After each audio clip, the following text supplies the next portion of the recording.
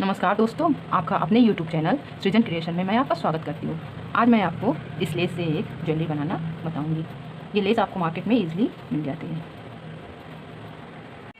तो चलिए स्टार्ट करते हैं। सबसे पहले हम इस लेस को 2 पार्ट्स में कर लेंगे और ये हमें अपनी नेक की साइज़ में कट कर लेना है।